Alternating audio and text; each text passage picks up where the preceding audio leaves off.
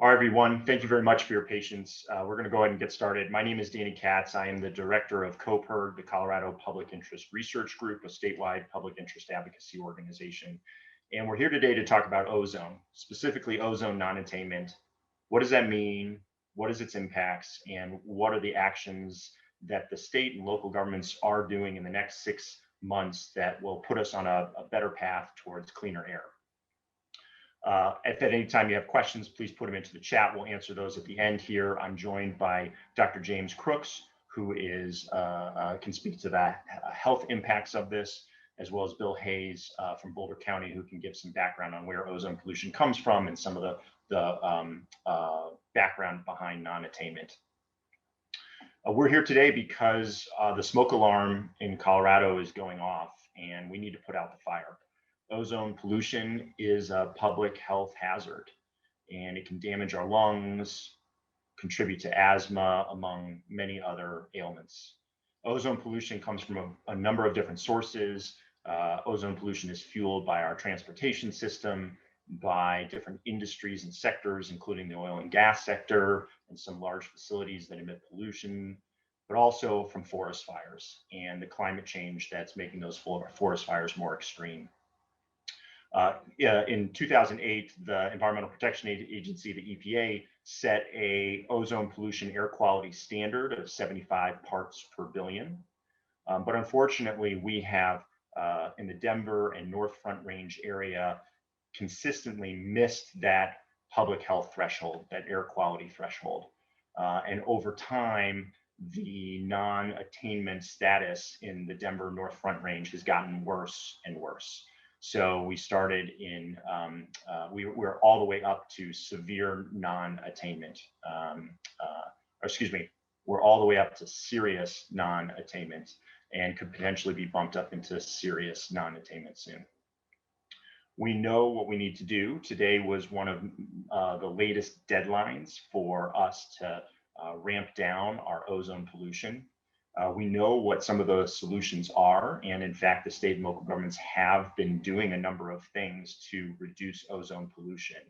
But we know we need to do more because, as I said, the smoke alarm is going off and we have not put out the fire. There's a number of things that I'll talk about at the end, specific policies that the state's moving forward, but they fall into a number of areas, including just giving people better ways to get around without having to drive themselves alone in their own car. It's about ensuring all the vehicles on our roads are cleaner, moving as many of them to electric powered as quickly as possible. It's about reducing pollution from industrial sectors, including oil and gas. And it's about tackling climate change, which is making our extreme fire season more and more the norm. Those are some of the big ideas that we need to get at, and I'll talk about some of the specific policies that are coming up in the next 6 months, actions that we can be taking, and if done well, will have a significant impact on the pollution and the dirty air days that we are too often experiencing here in the Denver metro area up through the Northern Front Range. But I want to let Dr. James Crooks dive in here and talk a little bit more about the health implications of this. So thank you very much, Dr. Crooks, for joining us today. I know you have a few slides. Would you like me to share my screen, or do you want to handle that yourself? You can share the screen. All right, great. So let me turn off my camera, share my screen. Hold on 1 second.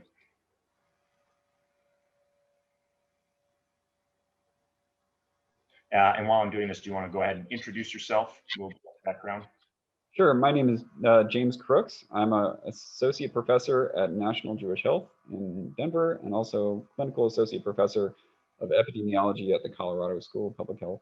I do research on air pollution, health, and climate change. And so I'm going to talk today about ozone specifically and its impacts on health and climate change. First thing I want to do is clear up a common confusion that folks tend to have, particularly if you're old enough like me to remember a lot of concern in the media about the ozone hole and the ozone layer. So you can click the next slide, click down. All right, so the ozone layer is this layer of ozone that's high in the atmosphere, and it's actually good. We like high altitude ozone because it protects us from harmful ultraviolet light from the sun.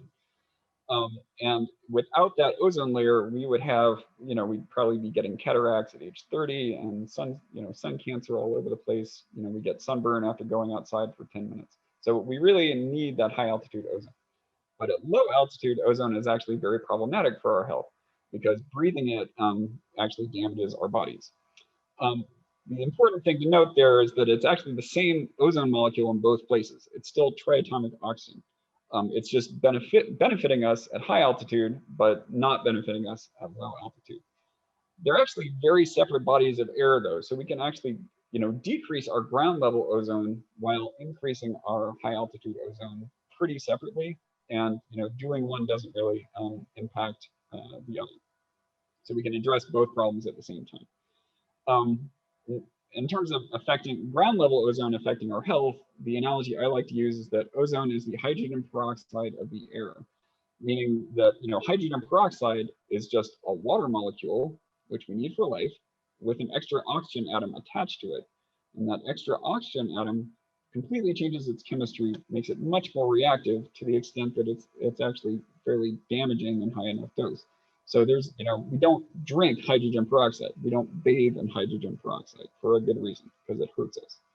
Ozone is kind of the same thing. It's oxygen that we need to breathe. Diatomic oxygen is just a normal oxygen molecule with an extra oxygen atom attached to it to make it triatomic oxygen. And that extra oxygen atom makes it much more reactive in ways that are damaging to our health. And so we'd no more want to breathe ozone than we'd want to drink hydrogen peroxide. Next slide. Okay, yeah. So we've known since the late 20th century that ozone can affect respiratory disease, especially it can exacerbate pre-existing respiratory disease. So you can press the button again. So things like asthma, emphysema, and COPD, if you already have them, breathing ozone is going to make it worse.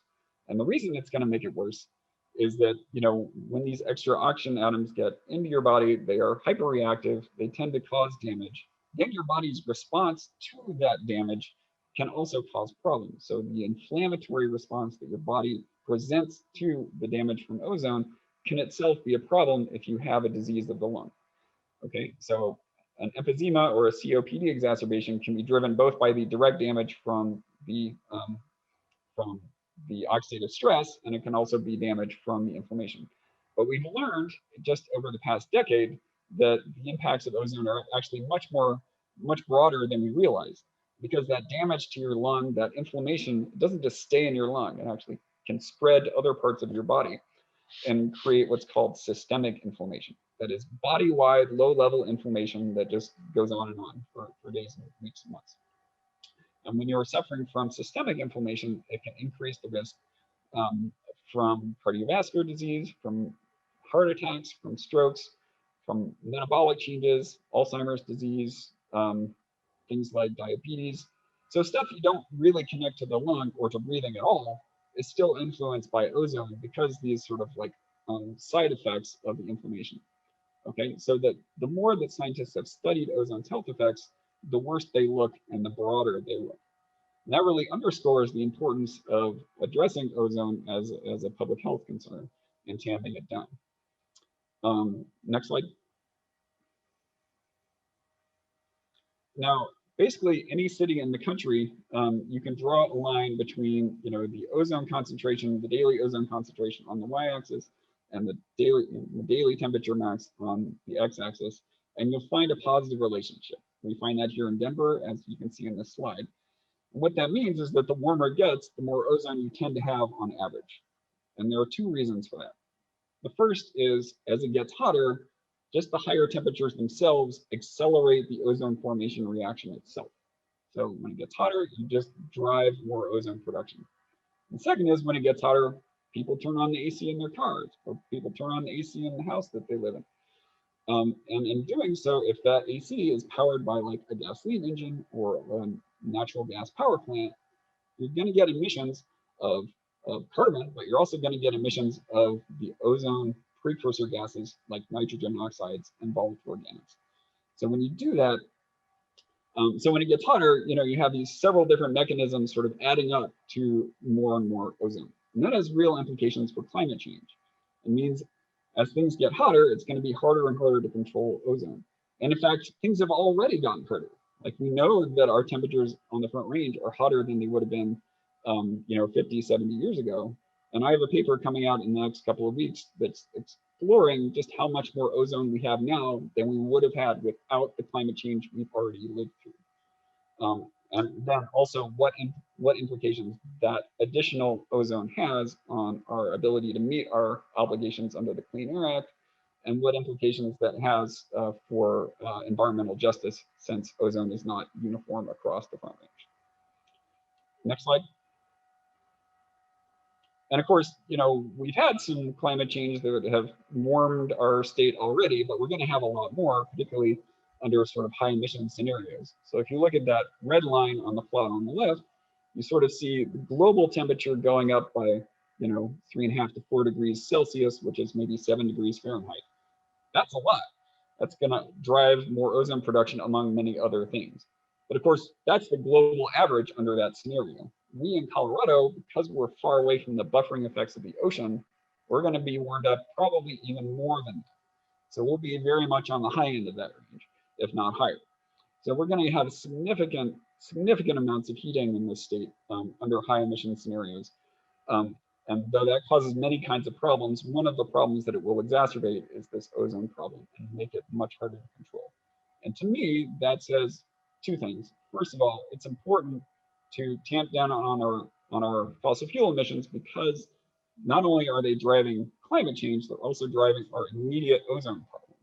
And second thing it tells me is that we need to be making changes, in the near future, so that we stay off that high emissions scenario and we go to one of the lower emission scenarios where temperatures don't go as high and ozone is not as hard to control. Thanks so much.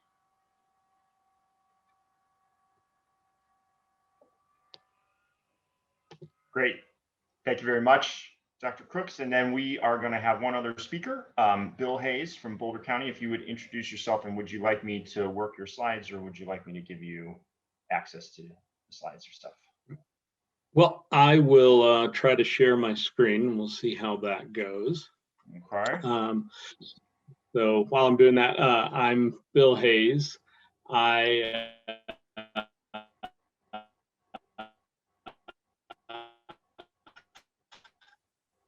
am the air quality coordinator for Boulder County Public Health. Working on both air quality and years. There's a very strong core. Bill, I think you're timing out here. Climate change and our ozone or of other air quality issues that we're tracking. So I'll let you drive. All right, sorry about that, Bill. Dr. Crooks did a great. I think you your reception was a little spotty there for a second, but I think you're back now. Okay, I was trying to share my screen and it's telling me that host enabled screen sharing. So, yeah. And I was saying that Dr. Crooks did a great job of explaining the difference between ground level ozone and the upper atmospheric ozone, which is actually good for us. All right, so I'm going to share my screen. And so, can you see my screen? Yeah. All right, go ahead, Bill. There we go. Yeah. Just 1 second. So, there you go. Yeah. So let's just jump to the next one. And so, as Dr. Crooks was explaining, sometimes we get confused because people hear ozone and they think the upper ozone, and that's a good thing. So why is it bad down here? And so want to talk a little bit about how ozone is formed. So part of what makes it challenging to talk about and address the causes of ozone is that ozone is not emitted from a smokestack. It's not emitted from a tailpipe. Ozone is formed when we have nitrogen oxides, which are basically combustion byproducts, so from industrial operations and vehicle exhaust, combined with VOCs, volatile organic compounds, in the presence of sunlight. Solar irradiance is what draws nitrogen oxides and volatile organic compounds into ozone. So as I said, NOx primarily is a combustion byproduct in industry. VOCs in our region are predominantly from oil and gas production, but we also get VOCs again from combustion, automobile, transportation exhaust, as well as some industrial activities. And so you need those three things together. And in the Denver Metro Front Range area, we're kind of uniquely poised for high ozone, in part because we have the sources of nitrogen oxides and VOCs, but it's also that sunlight component. At higher elevation, we get greater solar irradiance than they do at sea level, so more energy to drive the reaction. And then because of our topography, those ozone precursors, as we call them, NOx and VOCs, often get trapped up against the foothills, up against the mountains. And so, that puts them in the cauldron where they can convert to ozone. In the summertime, ozone is higher because we have much more solar irradiance. Even though it's sunny here most of the winter, the sun's lower on the horizon, we don't get as much irradiance. So as the summer goes on, we typically see more and more high ozone days. And as of today, we currently have had 27 ozone action day alerts that are issued from the Colorado Department of Public Health and Environment. Last year was a particularly bad year for ozone, and we don't know what August is going to bring, but we're already ahead of last year in the number of ozone action alert days we've had. And so let you jump a slide there. And should I jump again? Explaining the chemical reaction. So yeah, let's jump another one. And I think we've talked about this too, right? Jump this one. Dr. Crooks got that. There we go. Yeah.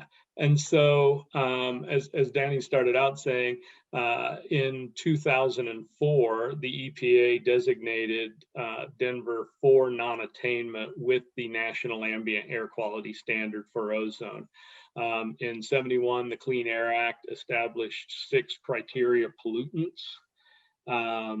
Among those are particulate matter, ozone, carbon monoxide, lead, and a couple others that I can't remember off the top of my head. But so they set what is considered to be a health-based limit for those criteria pollutants. In 97, it was set at 80 parts per billion. It's come down twice since then. Most recently in 2015, it was lowered to 70 parts per billion. And just to be clear, there is no safe level for ground level ozone. And so we actually expect that 70 parts per billion to keep being lowered to really make it a health-based standard. So this slide, just shows the history that since 2004, the standard keeps going down and we keep not attaining it. And so the EPA, once they classify you as non-attainment, you're given, if you don't meet that, then you get bumped up to the next highest classification. We're in serious now. Definitely later this year, we will be moved to severe. And what that does is it means that the state has to put together a plan to show the EPA how we're going to come into attainment. And with each more severe classification, essentially automatic controls go into place. So the state permits industrial operators to emit certain levels of pollution. Below a certain level of emissions, polluters aren't required to get a permit. So as we get to higher and higher classifications for non-attainment, that amount of pollutant that you can emit without a permit gets smaller and smaller. So we will start capturing smaller and smaller polluters as we go forth. And one thing to So, emphasize on this slide jump is, another slide there. I will. One thing to emphasize on this slide is today's date is around the 2008 ozone standard. There are other standards out there, but today's deadline was to try to meet yet again the 2008 ozone standard. Yeah, it's actually kind of confusing because when they lowered it in the 2015 standard, we still have to come into compliance with the 2008 standard while we're at the same time trying to come into compliance with the lower 2015 standard. So this is a chart put out by the Regional Air Quality Council, the RAC, and it shows in the dotted squiggly line at the top that for the past 20 years, we're seeing a very slow downward trend in the amount of ozone we see each summer. Very slight downward trend, certainly not the trajectory we need to see. And as I said, the standards are getting lower and lower at a much faster rate than our ozone trend is going down. So next slide.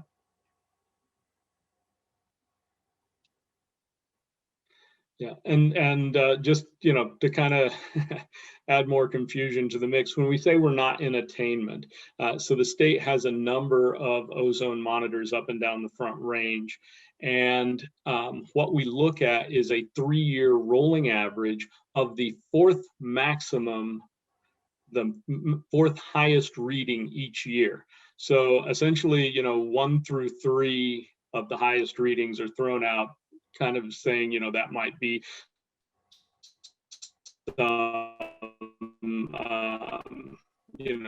extraneous, extreme event.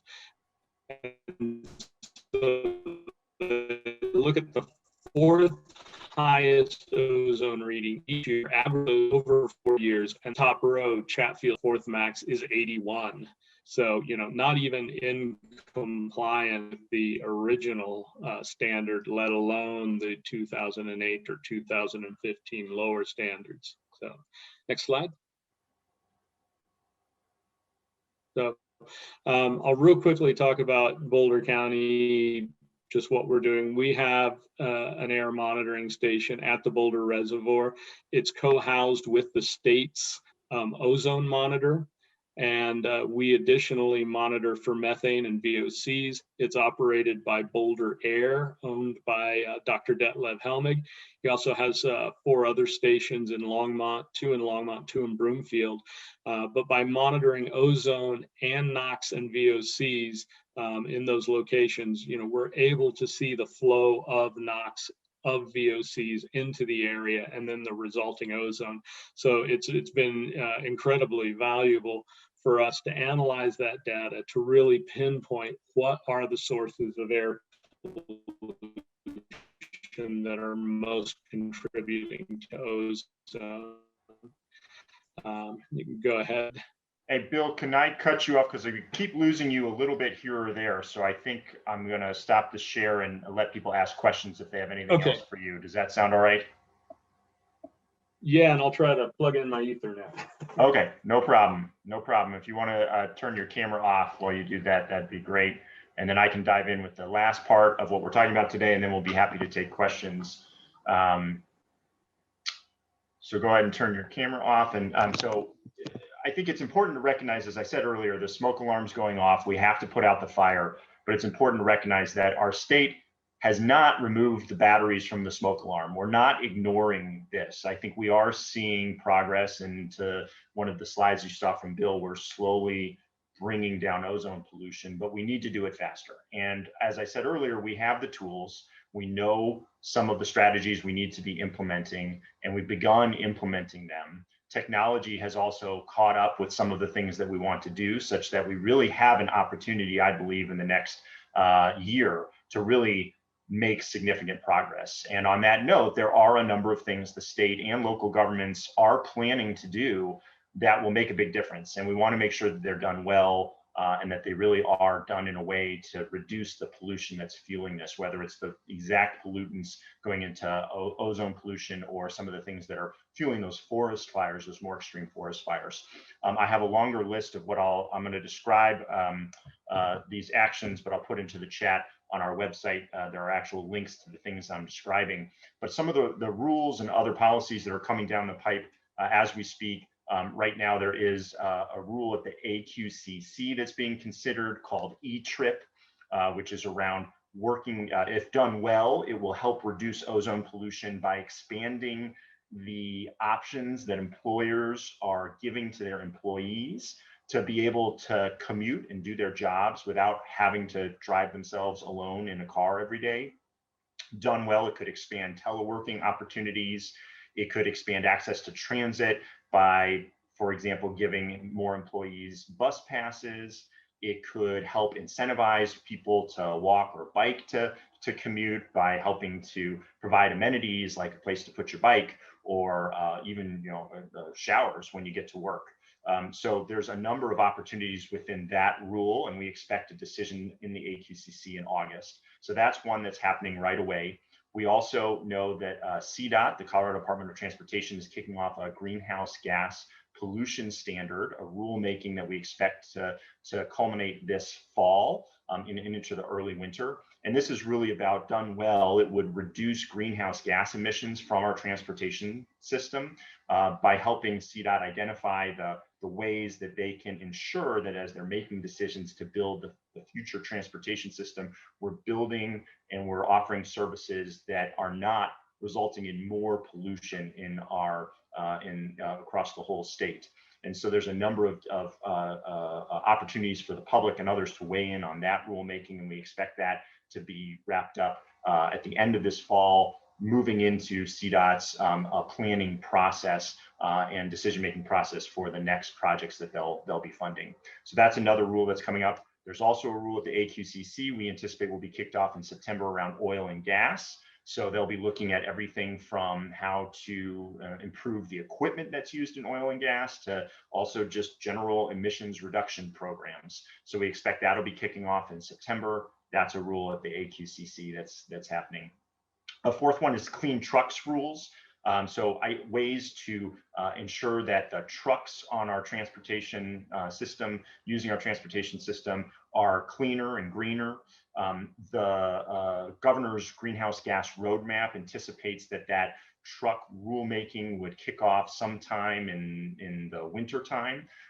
There is a study going on, a state-sponsored study that should help launch that rulemaking, and we're excited to see that happen as soon as possible, since that's a big important piece of the pollution puzzle, is working to ensure that the fossil fuel powered trucks are getting cleaner, and we're moving many of them over to cleaner electric powered trucks as well.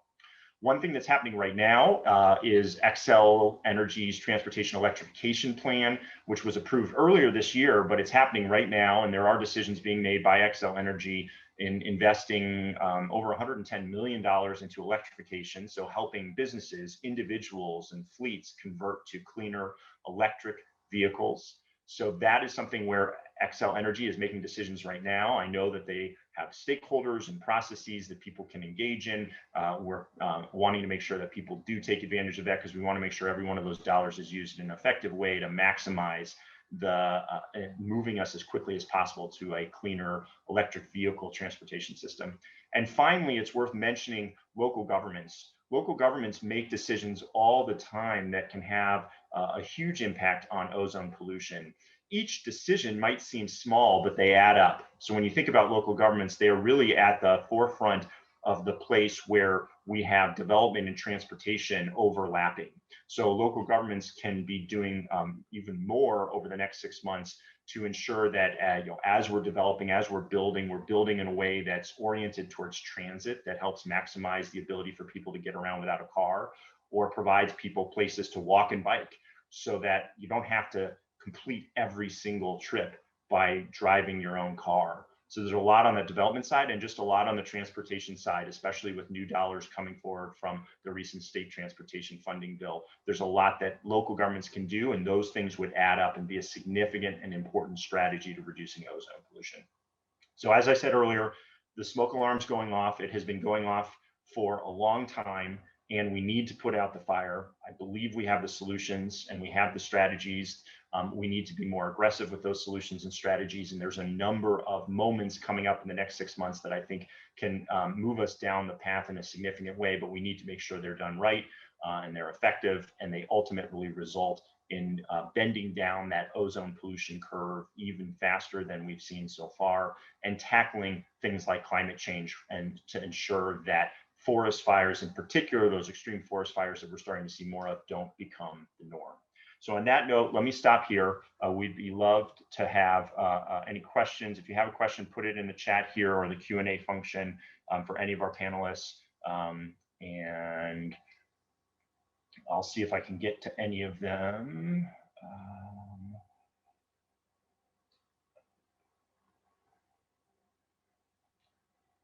All right, so we have one question. I think this might be for you, Bill. I don't know if you can see the chat. There's a question about from Weston from back in 2016, 55% of the front range VOC emissions were from oil and gas operations. Does that ratio, oil and gas to transportation, remain the same? So Bill, do you know the answer to that?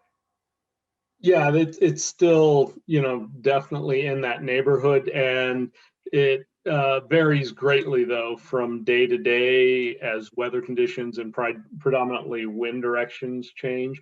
As I said, with our monitoring equipment at the Boulder Reservoir, we're able to see where the pollutants are coming from, and we're able to do a little bit of thumbprinting and tell whether the VOCs are from oil and gas operations or VOC or from transportation.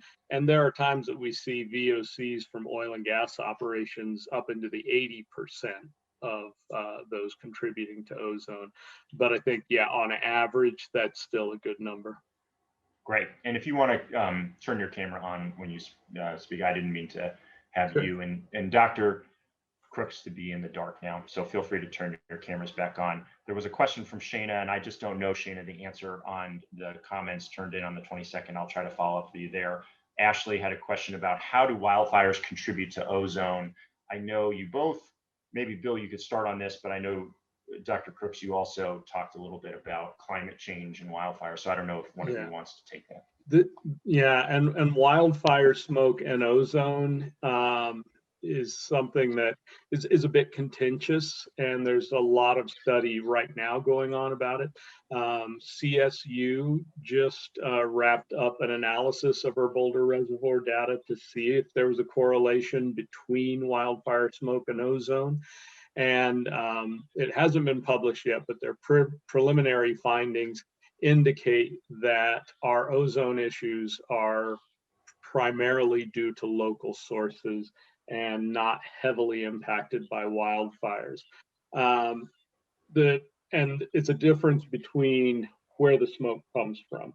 So like right now we're experiencing wildfire smoke predominantly from the West Coast. So by the time it gets here, it's very high up in the air column. And so most of the VOCs have essentially dissipated from that smoke. And on days like that, the smoke can actually reduce ozone because there's not as much solar irradiance getting through that smoke cover. So there's not as much energy to drive ozone reaction. So in some cases, wildfire smoke can keep ozone low. Now, if you've got a wildfire that's closer to you, like what we had, last summer in August, then you do get a significant contribution of VOCs from the wildfire smoke that can convert to ozone. So there's not a quick, easy answer to that one. Thanks. Dr. Crooks, anything to add there? No, it depends is a very common answer in science, and that seems to be the answer here. Great, thank you. Paula, thanks for highlighting. I didn't mean to indicate where the ozone reductions have come from so far. So if I didn't mean to indicate that. Bill, do you have a sense of, you saw on your graph a little bit of a downward trend? Can we attribute that to anything? Paula was asking about auto emissions versus oil and gas sector. Yeah, and because it's not just one source, there are multiple prongs going on at once to reduce. So I think it really is a combination of better emissions from vehicles, as well as tighter emission controls on oil and gas operations. The oil and gas operators will like to tout the significant increase in oil and gas productions in the last decade, with an accompanying, they'll say reduction in emissions, we say kind of maintaining flat emissions. So Yeah. Getting through a few more of these, there is a comment about the CDOT, the clean truck strategy might not happen in the next 6 to 9 months, might be pushed back. And again, I'm going off of the greenhouse gas roadmap, and I think we want to see that happen as soon as possible. That's part of the point of putting out the fire. So I'm hoping that we can encourage the state to move forward as quickly as possible on that. I saw Chase put in a question, which I think we talked about briefly, but if we can hit on it a little bit harder, it seems anecdotally, it seems like it's been a very bad ozone summer so far. Are we seeing that borne out in the data, and are we trending in the wrong direction? Bill, you mentioned that earlier. We had 27 ozone alert days, and that puts us on track to be ahead of last year, which was one of our worst. Is that what you said? yeah, that's it. And is that just a one-year blip, or are we trending in the wrong direction? It looked like we were starting to trend down, but have you seen, and maybe this is a question for CDPHE if you can't answer. Yeah, and the chart that had up from RAC showing the downward trend, when you draw the regression line through there, there's definitely a downward trend, but that it's a lot of ups and downs. And so because there are so many things that can impact ozone, and weather being one of the big ones, you don't get a consistent downward every year, and there will be blips that are high, and hopefully last summer was a blip, and yeah, we're off to a bad start this summer, but we don't know what August will bring yet.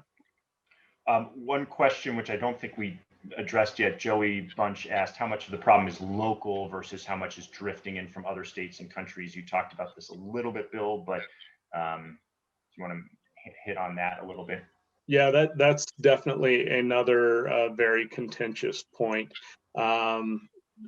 A lot of days, the majority of our ozone is, transport ozone is what it's referred to as. So ozone that was formed somewhere else and came into the state.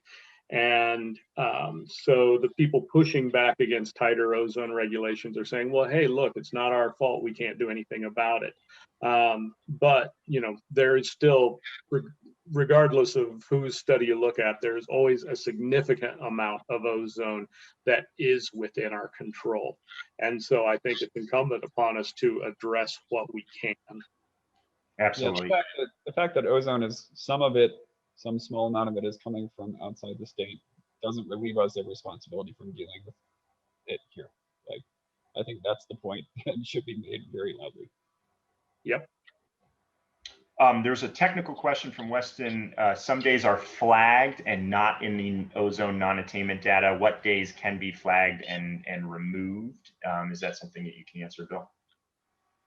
So it is a process by which the state can lobby to the EPA for extreme circumstances, and often wildfires are what are used to flag those and essentially petition the EPA to have that data removed. I'm not terribly familiar with that process because we're not real eager to see those data points removed.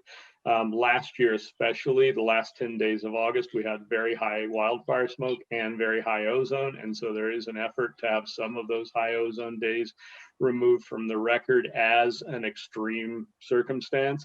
Our position in Boulder County is wildfires are no longer an extreme circumstance. They're an annual fact of life. And I think that's important, because ultimately the goal here is to have healthy air for everyone to be able to breathe, and for us to live not just indoors, but an outdoor lifestyle. And so in some ways, we need to be addressing things, even if there are extreme cases, we need to be taking that into account. And unfortunately, extreme is becoming more of the norm. There's also a question about the ozone standards in Europe and Canada, which are much lower than EPA's. And I think, Dr. Crooks, you mentioned this earlier, there's no safe, I mean, we need to, 75, 70, these are numbers, but we need to keep going lower and lower. Yeah, so there is no known safe level of ozone. We have a pretty high natural background for ozone, so there's only sort of so low it can get, but we can certainly get it lower than it is now. I will say, I can't really speak to Europe and Canada, but the last time the ozone standard was lowered was in 2015 under the Obama administration. That administration had a choice to make between lowering it as low as 60 or only to 70. And it chose to do the less aggressive thing, lowered it only to 70. And then the most recent administration chose to hold it at 70. I think the science is very clear that it should be lower than that. Great, thank you. Let's see. I'm trying to see if I got through everything. I know, Brent, you also had a comment in there about some of the agencies that are tasked with monitoring this and really sort of how do the people of Colorado get the clean air environmental justice that they've been denied for the last decade. And again, I'm pointing to some, not a comprehensive list of the decisions that are coming up that we need to ensure are made in the best possible way to ensure the health and safety of all of us. But I think that is a good discussion to have. And I'm also looking back at Christy as a comment about fracked gas electrification and wanting to make the point that making the point no more bridge fuel plants like the Cherokee plant that impacts Commerce City. So appreciate the community members who have joined this event as well and are raising questions. I don't have the ability, Shane, I see you raise your hand. I don't have the ability to open it up, and we're actually running out of time here for the folks that we have. So I appreciate that. And if you have a comment in the chat, last chance for any questions from anyone before we sign off. We will, as I said, have a release on our website that has some of the actions that I highlighted. There are so many more things that we could be doing too, I'm sure. And So go ahead, Dr. Chris. Yeah, there's a question further up. What is the financial cost from ozone? I just want to address that real quickly. It sort of depends on the cost to who. Who are you looking at as having the cost imposed on them? But usually, this is not a thing that the government will tend to give out research money to study. So it's not a well-studied thing. It has been done here and there a little bit. And what we do know, particularly from there is a government agency that studies the impact of the costs borne by the government from air pollution and other kinds of things. And their findings are generally that the air pollution costs are pretty significant, especially from health. So if you look at connections between air pollution and health outcomes, and you put a price tag on those health outcomes, particularly death, that the health costs tend to dominate those calculations. Thank you for flagging that. And Shane, I saw you do have a question about the written comments, and the different things that I was raising up have different processes and different moments to comment. So if you want to follow up with me offline, I can try to help you figure out where to weigh in. I don't have a list of here are all the dates and ways to comment. The major agencies are the AQCC and CDOT are really leading the charge on a lot of the rules that are coming up. So I want to say thank you. One more, looks like right under the wire here. Oh no, wait, is there something else? Yes, this recording will be available. We'll be putting this up on our social media accounts, the CoPIRG social media accounts.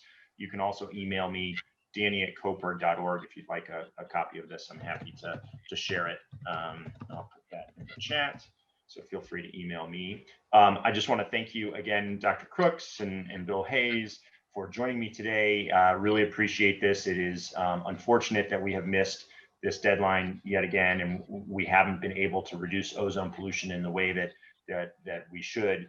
but I think we have the tools. I think we have the means, and we just need to get out there and do it, and use those tools. And so hoping to see that happen over the next 6 months. So thank you very much for joining me today.